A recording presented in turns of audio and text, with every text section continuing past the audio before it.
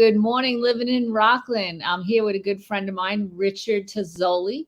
He is a television composer. We're so excited to talk with him. So, Richard, why don't you just start it off and tell us a little bit about yourself? Okay, sure. First, we're going to all toast. Toast. Cheers. Coffee. Coffee. Important to our day, right? Yeah. Shout out to Noble Cafe. Yes, Very absolutely. nice. One of our faves. Oh, Yeah. wow. So thankful for them. Okay. I'll guess I'll start with the fact that I was a banker and a commercial loan officer after college, and I didn't even study music in college. So Wow. I went into commercial lending. I worked at First Fidelity Bank, and I hated it. But it was still at the time where you stayed in your job. You didn't jump around jobs at that time. It was faux pas. So I stayed there with the deep intention of someday getting out of there. And I got laid off with 5,000 others in a giant layoff. And I still recall walking out of the office and pumping my hands in the air. Going, yes. And everybody knew that I was the kind of crazy one in the office, the musician guy. So I had always played guitar. And basically from that point on, I refused to ever work for the man again. Okay. Super cool. Bring us all the way back where it began with music. You know, how did you get started? I know you said you played the guitar. Was this something you did as like a little boy? You know, tell us. Yeah, about that. I was a total Kiss fan. Oh, I could relate to that. My walls were covered with Kiss posters, and I was like, I would love to play guitar. I want one of those guitars. And the guitarist's name is Ace Frehley. Oh, nice. From Kiss. And fast forward many years later, I was sitting right next to him working with him. That's funny. Wow. So cool. So what was your did you have like I know you said you liked Kiss. Did you have a childhood passion for music? Yeah. What age did you start playing the guitar? And I was about 12 or 13. I started playing, and my guitar teacher, Al Bazaz, still plays in Rockland County and stuff. Isn't that incredible? Yeah. Great player. So I just studied guitar, and, I thought this would just be fun. And I was in high school, my friends still playing. And then I went to college and thought, oh, I better be in business. Music is no way to make a living. And so I followed the path to business because the rest of my family was in banking and et cetera, et cetera. And then I found the light. So how did you make that transition into the music industry or the television industry? Okay, so first I transitioned into recording. Let's go back even farther. After I got laid off, I started a printer toner cartridge recycling company. I've always been an entrepreneur. So I was always like, I'm going to just do things my way. I did work in New York for a while selling high-end audio technology, and that's when I had a suit and a tie on every day. Mm-hmm. I still was a sales guy, so I sort of did things my way. After I left that, I vowed to never wear a tie ever again, which I haven't. And I can see. Yeah, I purposely hate constriction. Okay. So I ventured into the world of audio recording, and another local from Japan, Al DiMeola. He's from Old Japan. He's a very famous guitar player. I connected with him and swam the path through engineering records for people and mixing and producing. And I just sort of learned my task the hard way by street smarts. Another thing is I was one of the first guys to do digital recording in this area at all. So the technology that I still use, I was one of the first to have. Wow. Which led me to work with Ace Frehley, guys from Kiss, and lots of other artists that I grew up listening to. I was able to work with them. That's amazing. Yeah. So I transitioned that way. And I was working for other artists, and then I said, wow, it really got triggered with working with Daryl Hall of Hall Oates with my friend Pete Marché. And I was like, he makes all these royalties, huh? He's making songwriting money. Mm-hmm. He's getting paid while he sleeps. I said, I want to do that. Mm-hmm. So I found this gift that I had for composing. I'd always been a creative guitar player. And so I got my way through circumstances into Nickelodeon to work on some tracks for them. And that led the slow path out of producing other artists and working in that field to television composing through some circumstances. Mm-hmm. It's been a blessed thing. I'm on 1,700 series and Wow. 32 countries, even more. So I'm basically on television 24 hours a day, 365. And you make little bits of income at a time, little dip, dip, dip, dip, dip, dip, dip, dip, dip when it plays on television. And that adds up to ba, ba, ba, ba, ba. Yeah. So tell us, if somebody doesn't know, what does television composer, like, what does that mean? I know. Okay, so I'm on a lot of shows that are, thank God, parts of the culture of American society now, like Pawn Stars on the History Channel and shows like that, Shark Week and things like that. If you listen to television, which most people don't, if you put television on, you're going to hear music from the start to the end of the show. You just don't know it's there.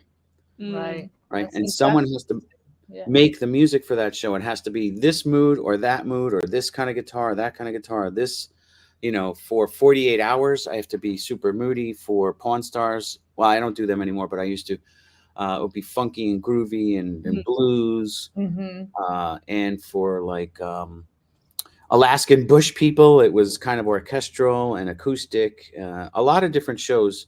So when you put on television, History Channel, I'm on all the time, Discovery Channel. Just next time you put television on, listen to it for a minute and say, wow, you're right. If it wasn't for this mood, I wouldn't feel this way. Right. Yeah. It's like film scoring, but easier in a lot of ways because I don't have to be such a slave to the picture. Right. I'm a slave to the emotions of the show, like 90 Day Fiance, which shout out to Tammy at Noble Cafe, loves. Right. And I just happened to have composed a bunch of tracks for that show, and it's competitive show. They're cats. Yeah. And I don't really pay attention to the show, to be honest with you, unless Right. it's specific. I pay attention to the mood that I need to deliver to the show. Right. That's very interesting how you're correlating the mood. It's not always like what you, like you're saying, it's not always what the show is showing you physically, but how are you supposed to feel while you're watching it? Yes, I am very blessed to have a gift to be able to play just a few notes and make you feel a certain way. You don't know why you're feeling that way, but I do. Right. Right. That's interesting. Yeah. Like when you say, like with Shark Week, right? You do all that, like, that music when it's like intense. I could picture it now. Like, Yes. Shark Week is one of my favorite things to write for because I am a quiet but intense guy. Yeah. And I love sharks. They're quiet but intense. Yeah. And just to push my own boundaries, and let's talk about pushing boundaries for a minute. I recorded with the Budapest Symphony a piece for Shark Week, and that was really intense because I had the whole string section, and it's very cool how you do it. You write the music, and then you send the music over to Europe, and basically you log into the computer just like this, except there's an orchestra sitting on the other end. And wow. And they put all my music out, and the guy goes, all right, here's the conductor. Rich, this is the orchestra. Orchestra, this is Rich. We're scoring this for Shark Week, and they all have headphones on, and they roll the music, and they practice it a few times because it was a little complicated, my piece. Mm-hmm. And then within 3 or 4 passes, they got the whole thing. And then they send the orchestra tracks back to me via the internet a day later, and I'm mixing right here an orchestra that I recorded in Europe. Wow. That's super cool. Is this technology of like mixing and just recording, is this something that's been going on for a while, or would you say it's a new generation thing? Because I feel like a lot of people are into mixing now and just audio in general. It's fun. Yeah, it's been around. I was one of the first home recording guys. In other words, I've been at the advanced bleeding edge often of technology throughout all the years. So I've seen it every generation. I've seen every iteration of the new technologies. And it's at the point now where people can just open their laptop and go on GarageBand and have fun making music. Right. And there's some great stuff. Some kids out there in garages making incredible music. So it's a combination of it can be simple or it can be complex. Right. I tend to simplify in my mind, but my rig is complex. Got it. Yeah, and you have to be so creative with that. You're an artist, you know. It's like you don't, like you said, it's was in you. It came. I don't know if I could get on there and, you know, make music, but it's an art. It's a lot of studying. I when I was speaking to the class at Montclair State yesterday, I couldn't tell them enough how many times I don't go out with my friends and I'm here studying. Right. You know, orchestration, guitar lessons for this, or how do I do this, or how do I do that? And I'm a relentless pursuer of knowledge. That's the way you have to be. That one of my questions for you is, let's just say someone is watching this and they're saying, you know what, one of my kids this is something that they would be interested in, or I'm interested in myself. Mm-hmm. What kind of advice would you have? Do you feel like, you know, now where this stands today, that they need to go for some sort of formal education, or can you still kind of build from, you know, street knowledge and just trial and error? What kind of advice do you have for somebody that wants to get going in an industry like this? Okay. I think street knowledge is the most powerful. Wow. Yeah, I really do. Because you can explore things in street knowledge that education might prevent you from exploring, because you're like, oh, I'm not supposed to do this. Yeah, well, I just did it. Right. And I'm going to use the words of Hans Zimmer, one of my favorite film composers, who's done so many films you guys don't even probably know. He says you have to learn, the computer is like an instrument. You have to play the computer just like you're studying the violin, or you're studying piano or anything. You have to be an expert in the computer, which I am. Right. I study the computer so much that it's out of my brain when I'm composing. It steps out of, in other words, the process goes from creativity in the sky, whatever is being delivered to me, to my brain, right through the computer, because I've studied the computer so much that it's an ally of mine versus an enemy. So where I'm going with this is, you can go and study to an education if you want, but there's so much information on YouTube and stuff like that. Yeah. And just sit down and you know, mess around, ask your friends. And then if you feel you want to go to the next level, then I suggest that you go and take a class or something. Right. I belong to a lot of different groups online. I study cinematic composing, you know, and I pay monthly fees, which aren't much, to be able to log in and learn. Right. Now, to get into a field like this, to start earning money, does somebody have to have this formal education? Or absolutely not. 1,000% no. Oh, wow. That's good, awesome. Good to know. I think that's where the world is going today, with the way the internet is. You know, years ago, you were like, you got to get out of high school and go to college. But now there's just so much available to just self-learn and really, you know, join these groups and different things. It's the great leveler. It levels the playing field. You know, my competition is anyone out there making television music. Right. Yeah. Anybody. And that includes, you know, 18-year-old kids that are just messing around. Maybe they write a great track. Well, I hope they get on the show. Yeah. I want them to. Mm-hmm. You know?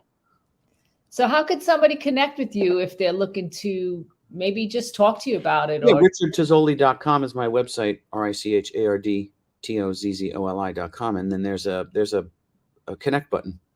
Awesome. Yeah, we'll definitely drop your website on our page so somebody can connect. Mm-hmm. Maybe you can offer your knowledge to them, and that, you know, that's how the world goes around, right? We learn from others. I share a lot, and I'm also blessed to be a writer, which I've been for a long time. So I write for the audio magazines, which is why I have to often be on the bleeding edge of technology, because I kind of have to know what's the latest. What's going. Yeah. I can write articles, but it also forces you to learn, which is great. That's amazing. Well, Rich, it was so amazing to hear your story today. Very, very interesting. Something out of the box. You don't always hear this all the time. Mm-hmm. We appreciate your time. We're definitely going to spread the word about you. Okay. And we wish you the best. Yeah. Rock on. All right. See you at Noble Cafe.